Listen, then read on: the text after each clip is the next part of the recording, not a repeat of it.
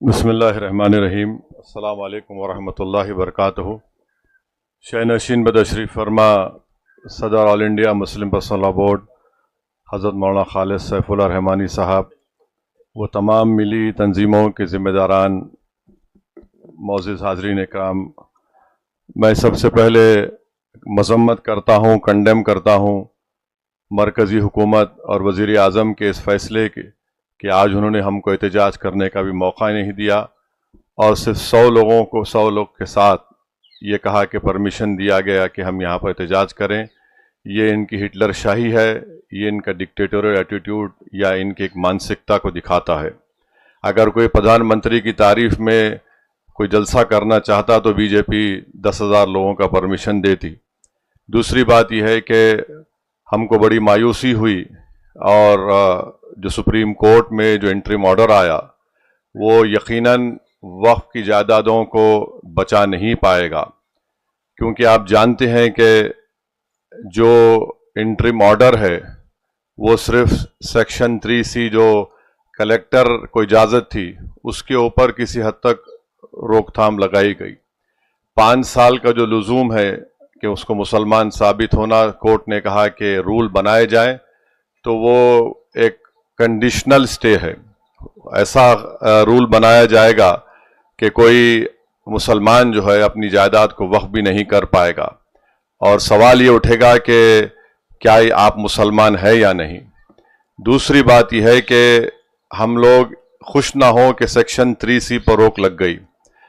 एक designated officer होगा जो तहकीकात करेगा और दिल्ली में 123 प्रॉपर्टीज़ हैं जिसका DDA कहता है कि उनकी जायदाद है, जिसमें एक मस्जिद के इमाम मुहिबुल्लाह नदवी साहब है। तो आप लिख कर रख लीजिए कि उन 123 प्रॉपर्टीज़ पर भी भारत के वज़ीर आज़म की नज़र है कि कैसा उसको हासिल किया जाए एक डेजिग्नेटेड ऑफिसर से। तीसरी बात यह है कि आसार ख़दीमा ASI के तहत आप सच्चर कमेटी उठाकर पढ़िए, 170 प्रॉपर्टीज़ सच्चर कमेटी ने लिखा अपनी रिपोर्ट में जो वफ़ की हैं आसार ख़दीमा के मातहत हैं, उनका कब्ज़ा है, ये इंक्रोचर लिखा हुआ है वर्ड। अब सुप्रीम कोर्ट ने उस पर स्टे नहीं दिया तो उसका होगा ये कि जहां ये जायदाद वफ़ थी अब ये वफ़ नहीं रहेगी। ASI इसको कंट्रोल करेगा और इसका असर आप देखेंगे संभल की मस्जिद के केस पर पड़ने वाला है। और जो मौजूदा दरगाहें, खानखाहें, मसाजिद प्रोटेक्टेड मॉन्यूमेंट है ASI में, हो सकता है कि शरारत करे वहां पर कि आप सिर्फ जुमे की नमाज पढ़िए या उरस मत करिए, इमारत फुला है, ऐसी है। लिमिटेशन एक्ट तेलंगाना, आंध्रा, तमिलनाडु में हिंदू एंडोमेंट बोर्ड के ऊपर लिमिटेशन कानून नाफिज नहीं होता है, इस पर भी सुप्रीम कोर्ट ने स्टे नहीं दिया। तो यानी जहां जहां वक्फ की प्रॉपर्टीज पर इलीगल एंक्रोचमेंट है, काबिज लोग हैं, वो मालिक बन जाएंगे। और तीसरी बात यह है कि शेड्यूल ट्राइब एरिया में वक्फ अगर आपकी भी प्रॉपर्टी होगी तो आप वक्फ नहीं कर सकते। ये बताइए कैसा होगा ये? अगर कोई मुसलमान कानूनी तौर पर शेड्यूल ट्राइब हो सकता है तो जायदाद अगर उसकी है और वक्फ नहीं करेगा तो क्या ये आर्टिकल 14 बोलिए, आर्टिकल 15 बोलिए, 26 बोलिए, 29 बोलिए, उसका वायलेशन नहीं है? वक्फ और औलाद के बारे में हम बात नहीं कर रहे हैं। अगर कोई वक्फ और औलाद करना चाहता है तो भारत के वजीर आजम को मुस्लिम बेटियों से इतनी मोहब्बत है कि उनमें इतनी हिम्मत नहीं है कि बिल्किस बानो को बिलाकर मिल सके। मोरो कह दिए कि आप अपनी जायदाद को बच्चियों का हक मारकर वक्फ नहीं कर सकते। दूसरे धर्म में आप अपनी पूरी जायदाद को अपने भगवान या अपनी आस्था की बुनियाद पर दे सकते हैं, मगर यहां पर यह कानून बना दिया गया। अफसोस यह है कि सुप्रीम कोर्ट ने उस पर भी स्टे नहीं दिया, तो वक्फ और औलाद भी नहीं होगा। और वक्फ इवैक्यू प्रॉपर्टीज जो वेस्टर्न यूपी में, चंडीगढ़ में, पंजाब हरियाणा ज्यादा है, अब उसका मालिक कलेक्टर बन गया। और ये मत समझिए कि कलेक्टर सर्वे करेगा। अब जब कलेक्टर सर्वे करेगा तो कलेक्टर रियासती हुकूमत के मातहत काम करता है और कलेक्टर ऐसा सर्वे करके बोलेगा ये प्रॉपर्टी नहीं है वक्फ की। तो अगर आप बुनियादी तौर पर हम ये कह सकते हैं कि ये जो सुप्रीम कोर्ट ने इंटरिम स्टे दिया है उससे वक्फ की प्रॉपर्टीज बर्बाद हो जाएंगी।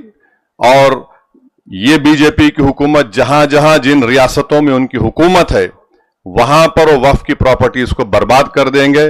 और हैरत अंगेज बात यह है कि पार्लियामेंट में डिबेट से 10 मिनट पहले लोकसभा में 4 अमेंडमेंट्स पेश किए गए स्पीकर की इजाजत से। उसमें शेड्यूल्ड ट्राइब का था, ट्रस्ट का था। ने ट्रस्ट इसलिए बनाया गया कि अब कोई प्रॉपर्टी बॉम्बे ट्रस्ट एक्ट के तहत वक्फ है, तो मोदी ने कहा कि मेरे दोस्त को बचाना है। उन्होंने एक यतीम खाने पर अपना आलीशान महल बनाया है, तो उन्होंने कहा कि अब ट्रस्ट जो पहले बनाया गया और अब बनाया जाएगा वक्फ की प्रॉपर्टी नहीं होगी। तो ये पूरा एक मंसूबाबंद तरीके से मुसलमानों की मसाजिद को, वक्फ की जायदादों को छीनने के लिए यह कानून बनाया गया। हम यकीनन उम्मीद कर रहे थे कि सुप्रीम कोर्ट की ये 3 जजेस की बेंच इन तमाम मुतनाज़ात और इलीगल अनकॉन्स्टिट्यूशनल अमेंडमेंट्स पर रोक लगाएगी, मगर एक इसमें इत्मीनान यह है कि ये इंटरिम ऑर्डर है, मगर अब ये नहीं मालूम कि कब सुप्रीम कोर्ट दोबारा इसकी सुनवाई करेगा, वो उनका राइट है।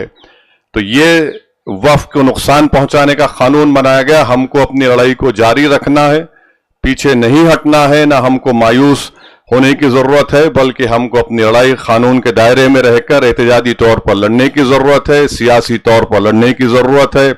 बल्कि मैं तो कहूंगा कि मसाजिद में हर जुमे के दिन जितने इमाम हैं जो खुतबा या उससे पहले वाज करते हैं, बयान करते हैं, उनको इसके बारे में बोलते रहना चाहिए।